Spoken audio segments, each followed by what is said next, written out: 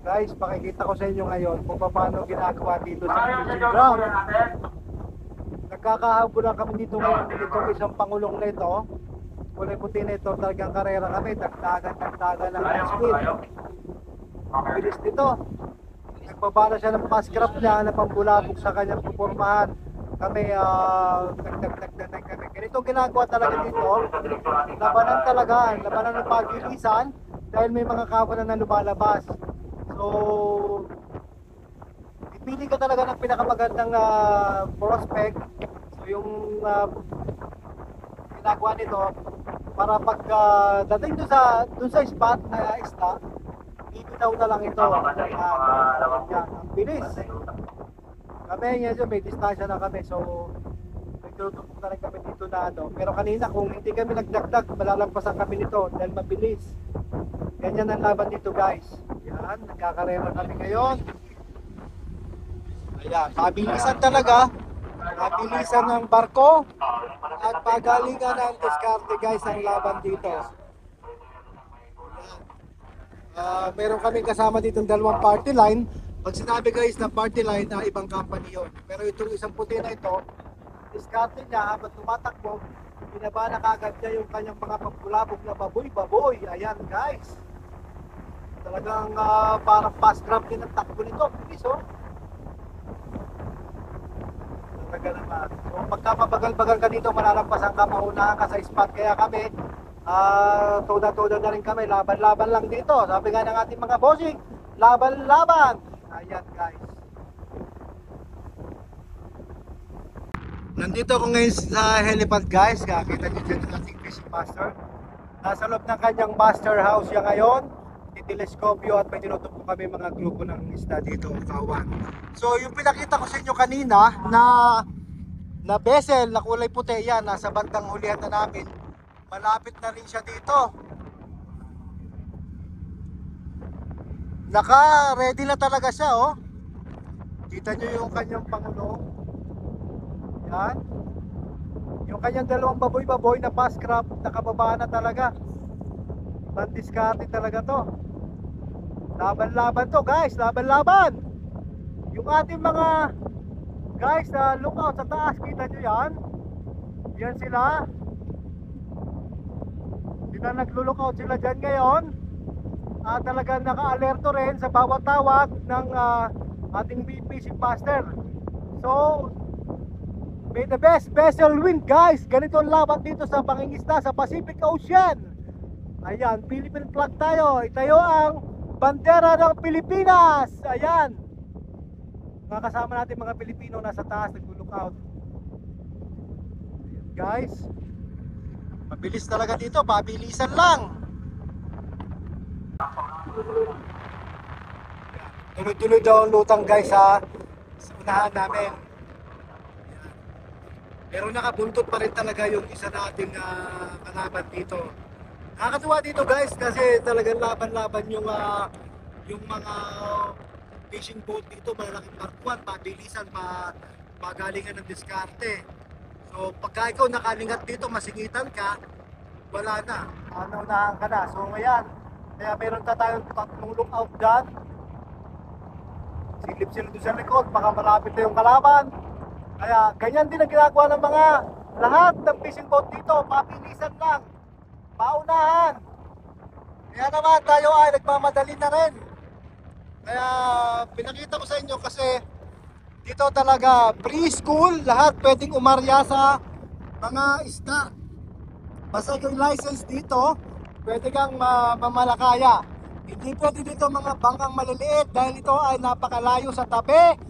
Sa crudo pa at gasolina, hindi na kayo aabot dito guys. Yung mga maliliit na bangka na sinasabi nyo guys. Kaya dito ay barko lahat ang namamalakaya. Walang bangka ditong dimotor na pwedeng makarating at pinapayagan ng bansang ito na mamalakaya dito guys.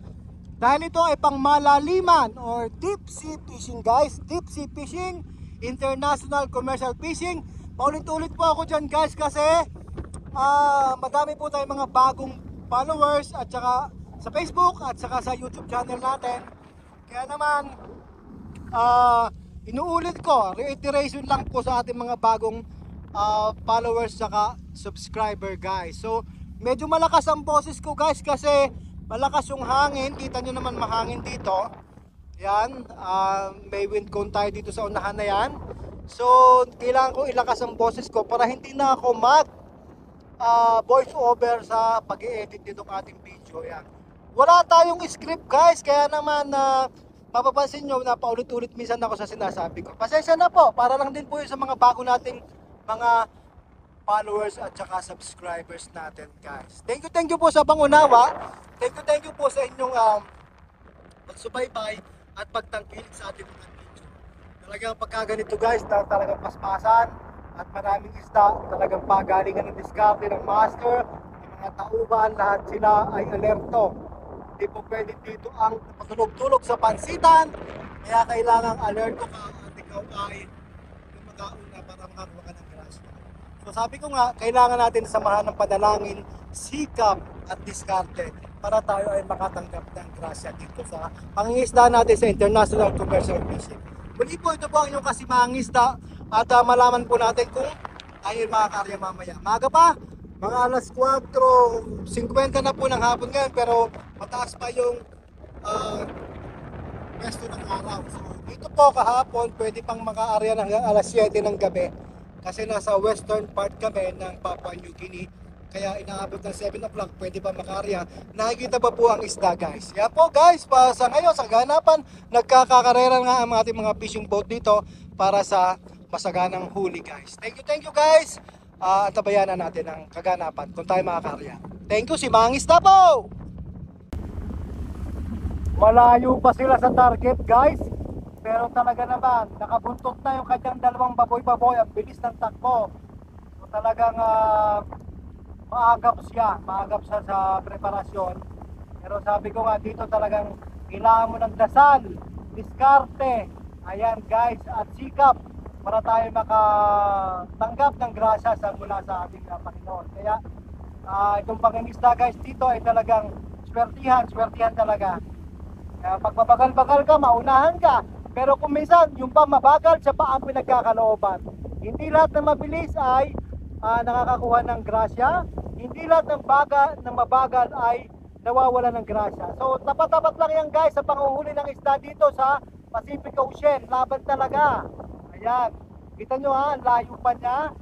Pero kami nandito na sa ayan. Layo pa. Pero mabilis ang takbo niya. Kaya laban talaga. Lapit-lapit na kami sa spot. At kung makita nyo doon sa side na yon, ito yung isa namin sister boat. Naka-arya na siya. Second time arya niya for today. Kami ay nakaisang arya na rin kanina. Nakahuli kami mga 29 tons. Pero sabi ko nga, dito sa fishing talaga, ganun kalaki ay napakagandang grasya na. Pero napakadami pa rin talaga ng mas malalaking grupo na pwede nating mapagpilian dito ngayong hapon. Kaya naman, ayan, nagsisikap kami na mauna kami. Sa ganun makapamili kayo may mga mas magandang target guys na aaryahan na isda. Ayan, ang layo din yan. Pero tingnan nyo, kung gano'ng kalayo, ayan. So, lapit na tayo sa target guys, medyo lumubog lamang. Keep on watching mga kasimangisda. Ito po ang inyong kasimangisda. Kap Nilo lamang po. Nakikita nyo yan guys, yung nasa unahan na yan, yung bubuit na yan. Yan ang ating tinutumpok ngayon. Yan ang ating aaryahan kung sakasakaling abutan yan guys. Yan, lumikunod kami ng mga 15 to 20 degrees sa kaliwa. Ayan, nakapwesto na. Medyo malayo-layo pa yan. Pero kita nyo naman, yung kulay puti, nandiyan na rin. Oh, ang bilis niya. Yung target natin, nasa bandang kalikaliwan na natin.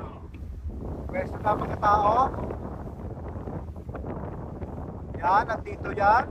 Nagpuputi-puti na ng konti.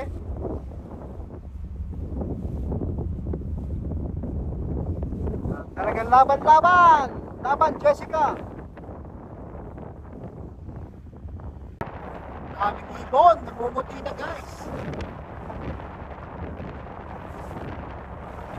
Ayan ang target natin.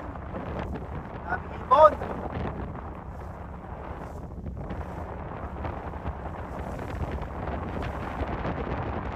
Kulay puti na sumusunod sa atin, guys.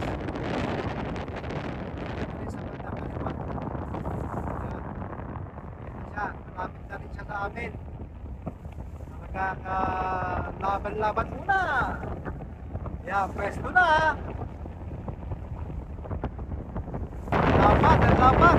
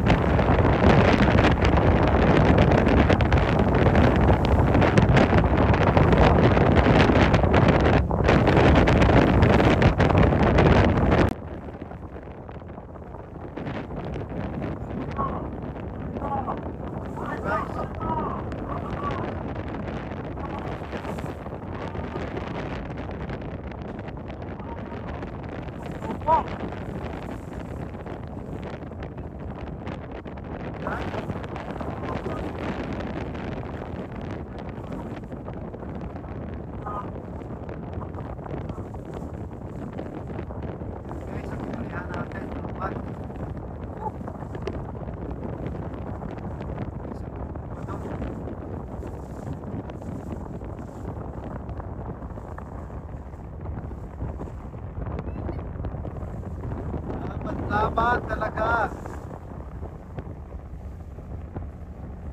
Puti. Ayan pa yung isang grupo.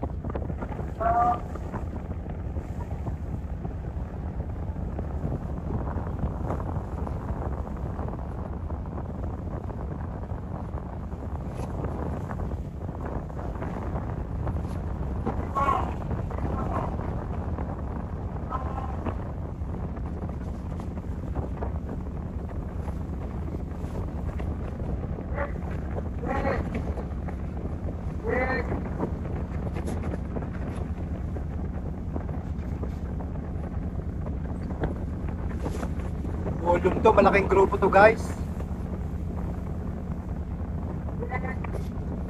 Sana magpahuli ka.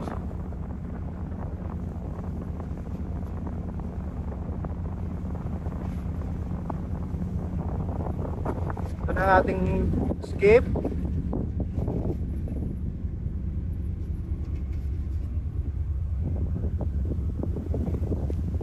Yan siya. Ito nagpunta sa pupa.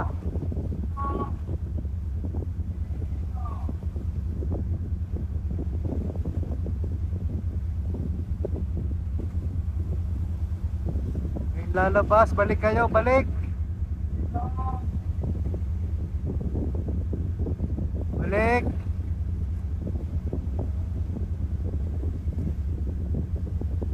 Balik dito, balik. Bilis ng galaw.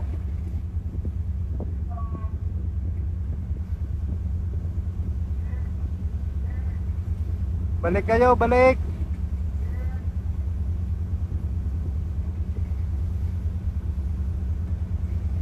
Huwag kayong lulubog.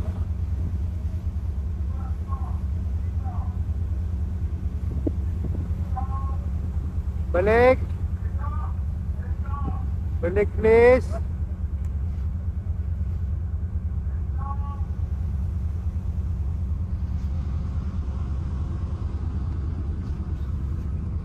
Balik, balik.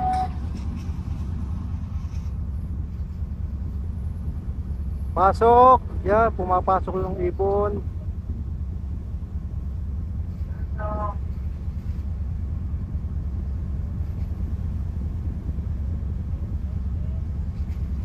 Pasok. Yan nyo guys, pumapasok yung ibon na yan. Yung ibon na yan, sinusundan niya yung isda, yung ulo ng isda. Ayan, pumapasok-pasok. Pasok. Yes, maluwang ang lambat, maluwang ang lambat. Pasok kayo. Yan. Kaya maganda guys, pagka malaki ang lambat, maluwang yung ikot mo, Hindi basta-basta, I mean, pagka malaki ang ikot mo, malaki ang chance mo na makulong yung isda. Makakapagpalawak ka, hindi ganong mararamdaman ng isda na may makikita silang lambat o hindi sila mabubulabog masyado. Kaya mas maganda kung ang lambat mo talaga malapad o mahaba at saka malalim. Ayan. Yung movement ng isda papasok guys, pero tingnan natin kung mahuhuli ito. Yung alon-alon na yan, yan yung dinaanan nila eh. So tingnan natin.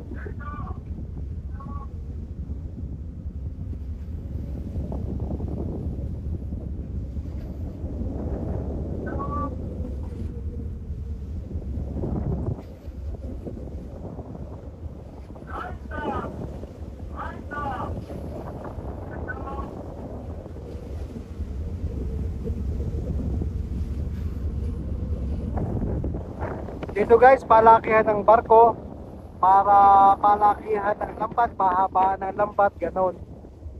Kasi talagang volume ng hinuhuling isda dito, talagang tuni-tunilada, daan-daan tunilada na huhuli pagkapaganda ng basta-basta. Pero minsan talaga wala din. Ayun, nakikita ko na yung ano-talon na yan. Yan. Ang mga talon nasa medyo papasok-pasok naman. Sana makontrol ito. Sana mahuli.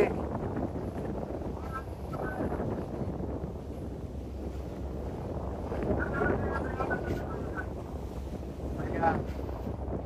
Mga 6 to 8 minutes nga bago magpanagpo yung ating barko at saka yung ating skip na umihina ng ating lambat na nagladagdag.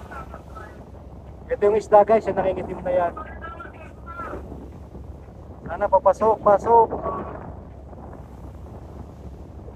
Pasok.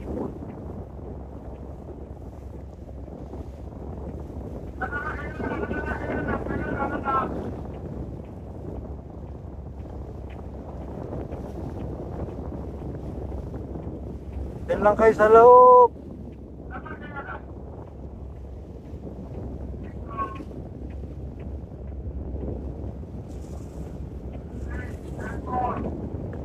Pagka ganito guys, wala pang kasiguruhan niya kasi na pagka may volume yung isda, hindi mo basta-basta mapipigilan yan. Pag nakakita ng butas yan o ng distansya na open, ay talagang yan ay lulusot at lulusot pagka may pangilalim. So we're praying and hoping na mahuli ito guys, kasi magandang group ito, malaki-laki ito. Yung ano na yan, malapat na yan. So sana mag-steady lang sila dyan habang nagbibira tayo ng lambat.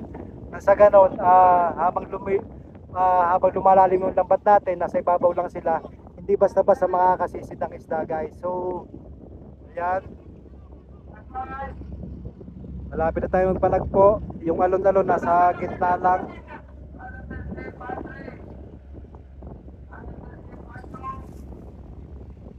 Yung ating kalaban na puti, ayun guys, nasa likuran. Nag-aabang pa rin yan, nag-aabang pa rin yan dyan guys. So nagkahabulan talaga kami, nagkahabulan, nagkaunahan talaga dito sa spot na to kasi maganda yung klase ng isda na tinutumbok guys. So sana ipagkaloob sa atin dito guys. Ayan. Nauna kaming umarya guys, naunahan namin. So sana mahuli ito.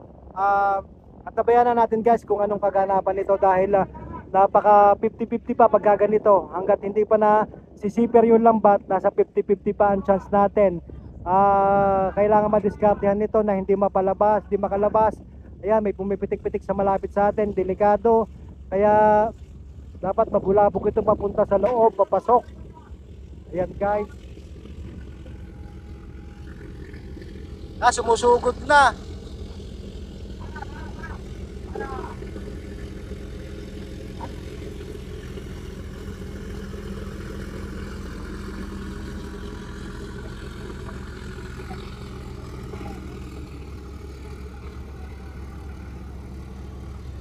Nako, nasugod.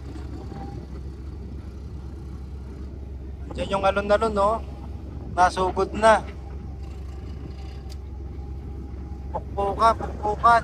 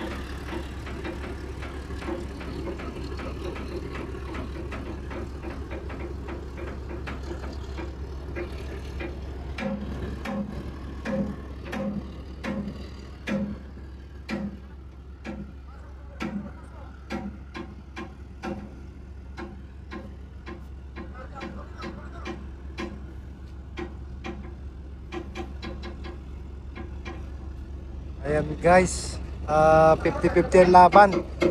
Wala pa nagpapakita sa loob, wala pa rin sa labas. Tingnan natin. Guys, nilusutan kami ng isda. Ayan o, nasa labas na, nasa kanan na namin. Pero yung isang kalaban namin, ayan, naka-area na rin siya, pero ibang grupo naman ang inaryahan niya. Pero inaryahan namin ngayon, ito, nasa labas na. So ganyan talaga ang laban dito guys, ang laban ng pangingisda. Walang kasiguruhan. Sabi ko sa inyo kanina, 50-50. Kasi dumaan yan sa ilalim ng barko namin. Yung puti na mumuti na yan, yan ang isda na inaryahan namin, nasa labas na. Pero yung kabila, busy pa rin sila sa pagbubulabog. Naka-area na rin siya, pero ibang grupo yon. Pero sana may natira man lang. Sana may matira man lang dito sa loob ng aming lambat. Pero pagka ganyan yung usually, pag nakalabas na, ubos talaga ang laman ng ating inaryahan, no? Puti-puti siya. So, better luck by tomorrow naman ulit, kasi hapon na, hindi na kami makaka-area ng pang third set namin kasi madilim na dito mamaya, hindi na makikita yung mga isda. Ayan. During daytime lang kami guys na area. During daytime, yung kikita mo pa ang isda na namumuti. Pero pagka yun sa madaling araw, mga silong-silong lang kami, pwedeng umarya ng madilim. Pero pagka sa ganitong daytime, yung mga kawan-kawan ng inaaryahan, dapat maliwanag pa, at nang ganon makita pa yung isda. Ayan muna, for the meantime guys, hindi lahat ng oras ay sinuswerte tayo. May time din na ganyan na lumalabas. Kaya dito laban-laban lang. Kung masabaw ka o mabokya ka, may next pa naman. Kaya ganyan guys, oh, ang dami, ang lapad yan. Nasa labas na lahat talaga. Sana sumilong na lang para bukas may marihan kami sa madaling araw. Ayan guys. So sabi ko nga sa inyo, swertihan lang, samahan natin ng dasal tsaka diskarte para makahuli tayo ng grasya. Ito po ang inyong kasimang isda, nagsasabing better luck next time. Sana may naiwan sa loob ng aming lambat. Ayan po, magandang hapon pong muli. Malayo na ang isda, malayo na kaagad. Ang bilis.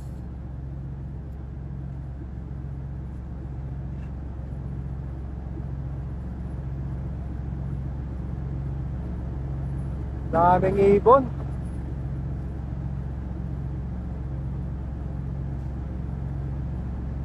Yan ang isda talaga naman.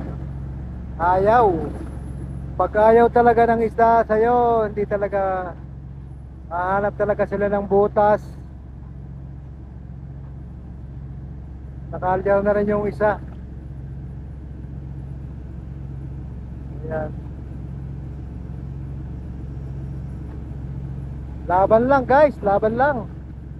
Laban lang. May bukas pa. Sana bukas naman makahuli. Thank you for watching. Si Bang Isda.